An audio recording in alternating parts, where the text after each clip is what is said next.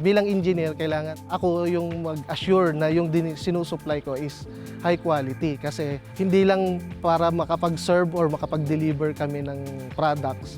Siyempre, yung integrity ng company at saka yung pangalan ko bilang engineer na kausap ko yung client, dapat yung binibigay kong produkto is maganda ang quality.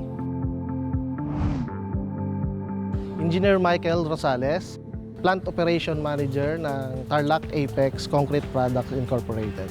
Yung pinaka-duties and responsibilities ko sa planta is one is the operations and incoming deliveries and outgoing deliveries. Isa rin ako sa humaharap sa mga target clients namin para ma-achieve namin yung client na gusto naming makuha.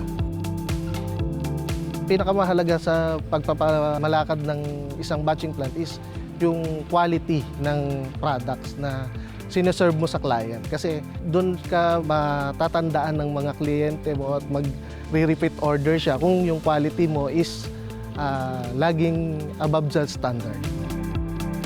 With regards sa NCC, yung support nila every time na meron kaming new clients. Kasi syempre, yung marang projects namin is minsan nagkakasabay-sabay. So, nagpapadala sila ng technical team to support us the trial mix, sampling, and syempre, iba pa rin yung pagka nagta-trial mix ka sa client, lalo na malaking projects, makikita nila yung technical support mismo ng cement supplier is nandyan. As a engineer, gusto ko syempre, lahat ng projects na matapos namin is iisipin nila na alam nila above the standard yung project na yun.